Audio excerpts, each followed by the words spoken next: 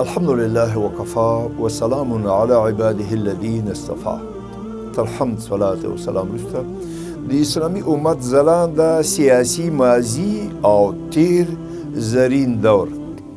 د اسلامي امت ماضي او تیر دور دوه ځلانده پړاو لري. لومړی د نبوت مبارک دور، د نبوت او راشده خلافت ځلانده دور د اسلام د سیاسي نظام عملی بیلګې دي چې بشریت د انسان له اسارت او غلامۍ څخه وژغوره او د تیارو څخه د رڼا لور ته راوویسته او هغوی ته د عدالت، شرافت، عزت، حریت درس ورکړ. ملتونو د غلامۍ زنځیرونه وشلول. د سرکښانو د اقتدار ماڼۍ ړنګې د 200 کلونو په موده کې د پیغمبرانو د سردار په مبارکو لاسونو د عربو په ټاپووزمه کې بتپال جاهلیت ونړېد. اعتقادي، اخلاقي، اجتماعي، اقتصادي، سیاسي انقلاب او بدلون رامنځته شو. دویم راشده خلافت. تر رسول الله مبارک وروسته د ده رښتینو ملګرو د روم او فارس په امپراتوریو د اسلام جنډه ورپوله. د اطلس له سمندره د چین ته دیواله او بیا د بالکان له هیوادونو د هند ته سمندره سیمه د اسلام پیګا جوړه شوه. د اسلامي امت د زوال پیل. د اسلامي امت زوال او د تیارو پیل په دوو برخو ویشلی شو. یو د پاچاهي دور. په تاسف سره به څرګنده کړو چې د راشده خلافت سقوط وروسته خانداني میراثي پاچاهي سیستمونه رامنځته سول. دا خوره وره ستره اسلامي امپراتوري ټوټه ټوټه او په کوچنیو دولتونو تجزیه او د امت قیادت په دوو برخو وویشل شو. سیاسي قیادت او دینی قیادت. سیاسي قیادت د خپلسرو پاچاهانو لاسته ولوېد. په دوی کې ښه خلک هم راغلي او ناوړه هم. دینی قیادت د مشایخو او علماو سره و. په دور نبوت او خلافت راشده کې دینی او سیاسي قیادت دواړه یو. د اسلامي امت مشایخ د خلافت راشده نه بعد دوی بې تخته پاچایان او د ملتونو په زړونو کې ځای درلوده. یو ځل عبدالله بن مبارک بغداد ته راغلی و، نو 80,000 کسان د ده استقبال ته وتلي وو. هارون رشید ته خپل نوکر وویل چې ته خو د دې هېواد ولسمشر او سردار نه سردار خدا ده. هغه وویل چې زه د برچې په څوکه په ملتونو حکومت کوم، خو هغه د خلکو په زړونو. تر 13 میلادي پیړۍ پورې همدغه وضعیت دوام وکړ. څلورمه دوره د استعمار دوره ده. په دغه مهال استعمار اسلامي هیوادونو ته راننوت. د مسلمانانو مادي او معنوي شتمنۍ چورو چپاول کړي. نو په دې اساس هیڅکله امکان نه لري چې د یو دین د نظام او سیاسي اقتدار واک پای ته ورسیږي. قوانین او لارښوونې د ورته په نابودۍ محکومې نیسي. دا هیڅکله کېدی نشي. دا ځکه چې سیاسي او حکومتي ځواک د حارس او څوکیدار حیثیت غوره کوي. د څوکیدار او محافظ نه پرته هر شی په نابودۍ محکومیږي.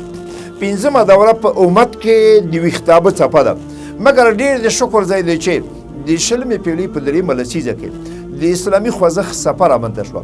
د اسلامي څپک څپک ځمکو د ازادۍ او د امت د یووالي او د دین د دوباره واکمنۍ او اقتدار پیغام یې له ځانه سره درلودو. د 19مې میلادي پیړۍ په لومړیو کې د اسلامي نړۍ د یووالي، ازادۍ او ویښتابه قضیه مطرح شوه. افغان سید جمال الدین په خپل اوسپنیز عزم میدان ته راووت او د ختیځ ولسونه د استعمار له ناولو منګولو څخه ازادي او د اسلام بیا ځلې واکمنۍ ته راوبلل. سید د استعمار په خلاف او د امت د وروسته پاتې والي نه د خلاصون په خاطر غږ اوچت کړ. هغه نه یوازې سیاسي زړورتیا بلکې عقلي شجاعت او ځیرکتیا هم درلوده. هغه ولسونه د دیني اصلاح په لوري دعوت کړ، مګر د افغان سید غږ د یو منظم خوځښت بڼه غوره نه کړه او وفات شو. انا لله و انا الیه راجعون. البته په مصر کې امام شهید حسن البنا د ده ارمان ته سره او د یو منظم خوځښت د بنسټ ډبره کېښوده. مسلمانانو د اسلام د غلبې او سرلوړۍ لپاره سترې سرښندنې وړاندې کړې او استعماري هیوادونه یې وتلو ته اړ کړل.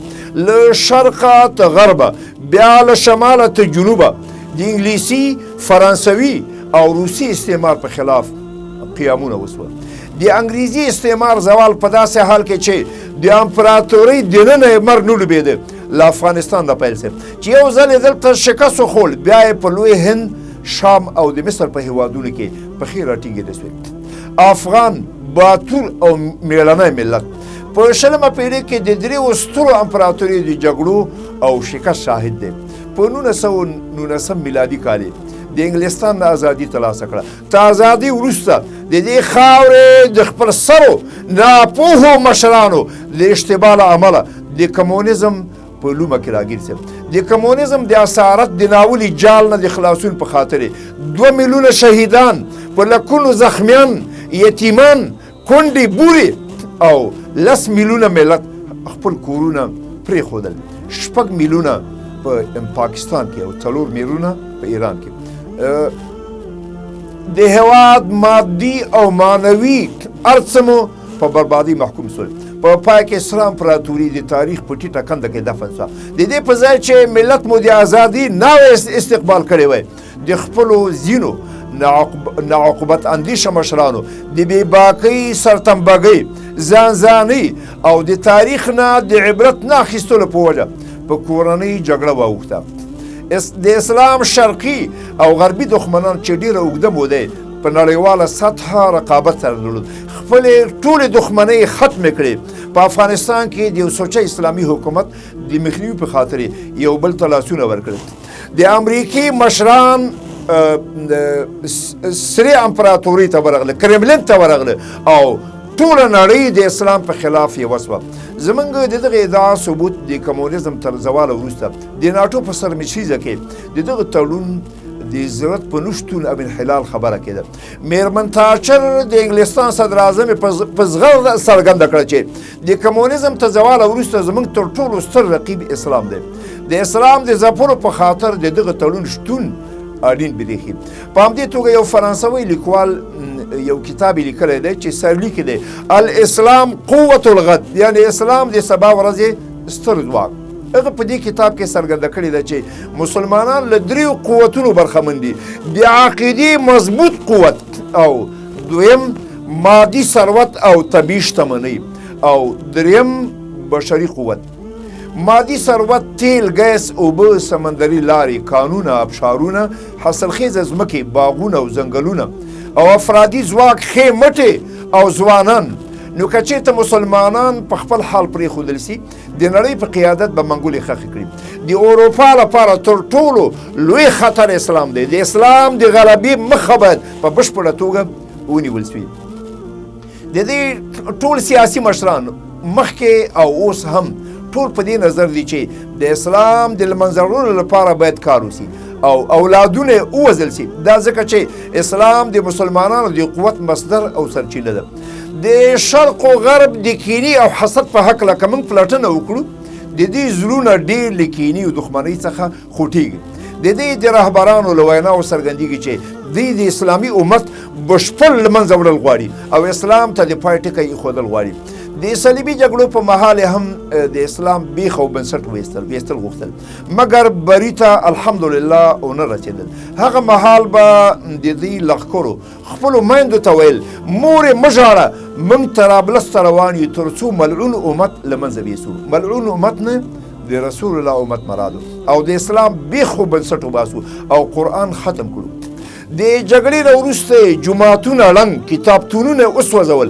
ښځې نر بوډاګان او ماشومان یې په بېرحمانه توګه ووژل په اندلس کې هم عیسویانو جوماتونه ړنګ کړل کتابخانې وسوځولې او ټول مسلمانان یې له منځه ویوړل عربي ژبه یې ملغا وګرځوله اسلامي نومونه یې بدل او اسلامي لباس یې لغوه اعلان کړ چې چا به مخالفت کاوه ژوندی به یې سوځاوه لارنس براون د ایرلند د استوګنو په 1881 میلادي کال د انګلستان د لیبرال ګوند غړی پاتې شوی هغه وایي د اسلام دغه دښمن وایي زموږ مشرانو د یهودي کمونیستي او جاپاني خطر څخه ویرولو خو اوس موږ ته څرګنده شوې ده چې موږ ته تر ټولو لوی خطر اسلام او مسلمانان دي سالازار د پرتګال دیکتاتور مشر چې په 1988 میلادي کال کې جمهور رئیس و په یو مطبوعاتي کانفرانس کې په ډاګه څرګنده کړې وه چې زموږ تمدن ته ستر خطر اسلام دی د فرانسې د خارجه چارو د وزارت یو مقام